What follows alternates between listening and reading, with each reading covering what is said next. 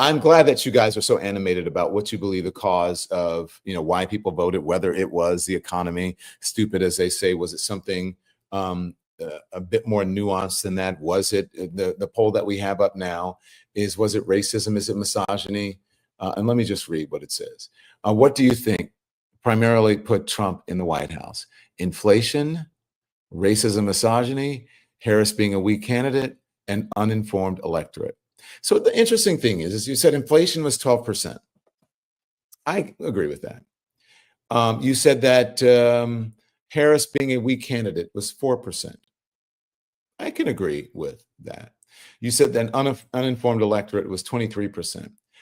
I don't agree with that. I think it's higher than that. I think that many people, as I just my unscientific survey, I found that people were uninformed. I think there's a combination between that and this, racism and misogyny. 60% of you say that. I know that's hard for people to wrap their heads around, especially when people are looking for, well, what was it? That part of it, the racism and misogyny thing, is something that's really hard to tap into, to find the truth about. People won't admit it, and they also have unconscious biases all the time. Why don't you like Kamala Harris? I don't know. I just don't like her. I don't like the sound of her voice. I don't like her laugh. I don't like those things. That's sexism. I don't like this. I think that's whatever. And then, we live in a country that has a history, a legacy of racism. So to discount those things, I think, is naive. And so I do agree with Eddie Glaude. I cannot believe, for the life of me, we live in the most prosperous country in the world. I know people are struggling. People hate it. Here I'm this well-to-do person, privileged person. But when I go around the country and I talk to people and I see what people are doing and I see what people are buying and I hear, and I see people going out to restaurants and I see all of these things, I can't believe that because people want 5 cents, 10 cents, whatever it is, cheaper gas, that they're going to vote for someone with all of this. Now, if this was Mitt Romney and Kamala Harris, okay. But if you look at the history and not necessarily the history, the present of this particular person, of Trump, I can't see it. There is absolutely nothing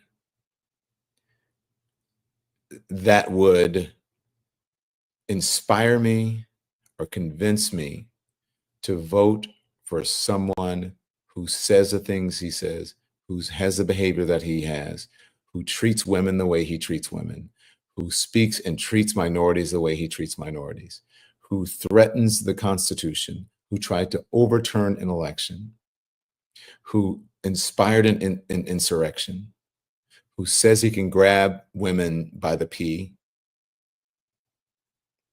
I'm sorry. I pay a lot of taxes. I would pay more taxes not to have my niece, my cousin, my niece's in-law, little kids, to grow up in an environment where it's not okay to grab anyone by the pee. Imagine the signal that is sending to young women and young girls. It's okay as long as you pay enough money. Do you understand what I'm saying? It is okay to exhibit all of this behavior, to have all of this behavior, to have this personality, as long as the money is right. Do you feel me? What is that in essence? Buying someone's behavior because of money. Isn't that what we teach women and young girls not to do? Isn't that what we look down on folks for? Selling out because of money? Placing a priority on money. If you believe it's economics, so I don't believe it's that. Yeah, Kamala Harris was not a perfect candidate by any means, but neither is Donald Trump. So the uninformed electorate is people don't know the truth about the economy, right? People don't know the truth about healthcare. They don't give the facts, and I blame the media for that because I was, especially corporate media, because I was in corporate media for a long time, right, since the 1990s. So it's partially my fault that people are not as informed as they should be. We don't have good media literacy in this country. We should teach media literacy in high schools and college. We should teach, as we used to. My civics class is one of my favorite classes in high school. They don't understand, people don't understand civics anymore.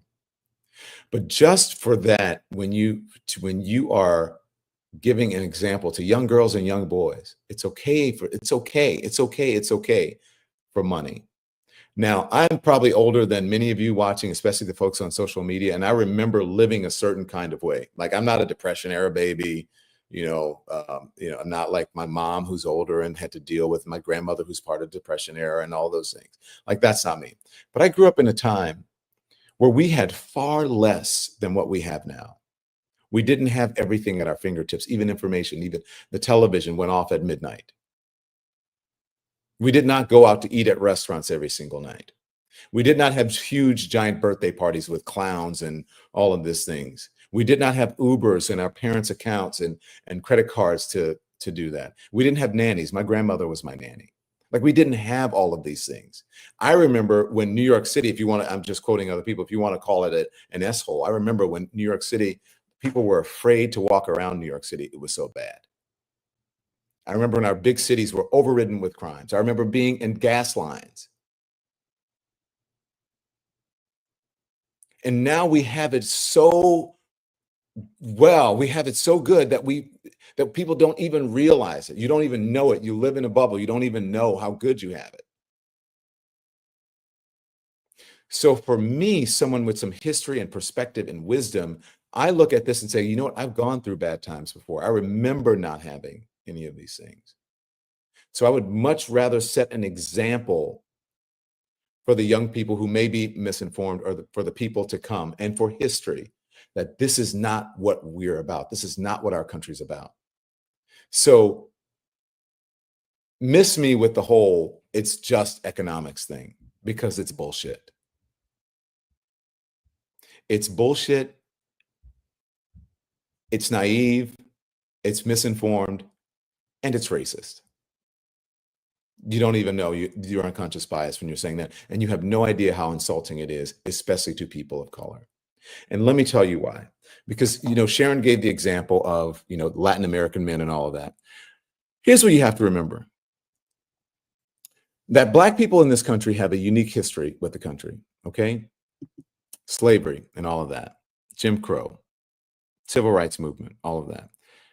You have to remember that the fight for equal rights for everyone in this country was fought by Black people.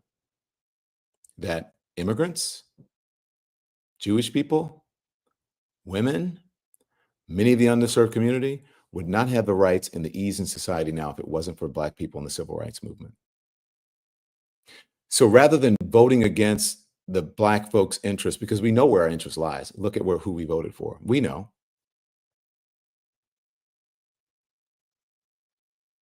So rather than voting against Black people, you should be in lockstep with them. You should be, instead of demonizing them, you should be saying, you should be thanking them, us.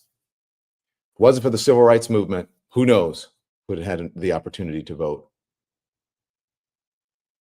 If it wasn't for the civil rights movement, who knows how our Jewish brothers and sisters would be treated in society now? Who knows how our women would be treated in society? Who knows how Native Americans would be treated, still treated poorly, worse? Who knows how immigrants would be treated? We were fighting for immigrants not to be treated the way that this president-elect and administration are trying to treat them. We were fighting for humane issues. So when you think about 90 some percent of Black women, and then what is it, 80, almost 80% of Black men, why they supported Kamala Harris, I'm sure part of it was like they would like to see a woman or Black woman in office. Fine. What's wrong with that? There's nothing wrong with that. She's qualified. Now, I'm not saying that Donald Trump did not win fair and square. Don't get it twisted. But when you just say, just as a knee-jerk reaction, that it was just about the economy is almost the most insulting thing that you can say to a person of color, because we know it ain't true, because we live it every single day. So before you say something like that, think about it.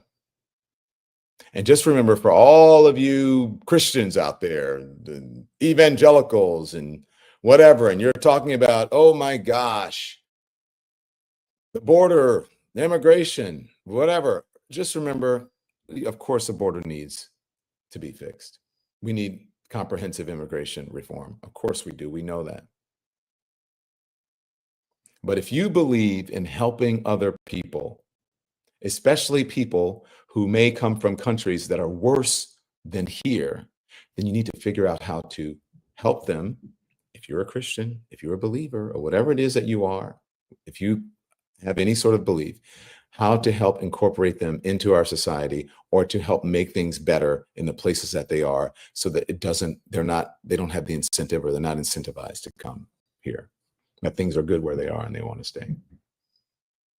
Just remember, Jesus, baby Jesus, Mary, Joseph, they were immigrants. I'm just saying, if you're a believer, they were immigrants as well. Would you have said, show me your papers, or you can't come here because you're not from Bethlehem? You got to go back and face the horrible consequences of where you came from. I'm speaking to my Christian brothers and sisters. That's where I'm going to leave it. So that was the whole idea of when people said, stay woke, before it was co-opted by people who wanted to make it a pejorative, is to be aware of where you live and what's around you in history. And I believe if we actually taught the real history in this country, instead of what Donald Trump is trying to do with the education department, by trying not to teach young people about real history because, oh my God, they're going to feel bad. Do you think it was easy for me as a kid to learn about slavery in school? That didn't make me feel great. I'm just saying.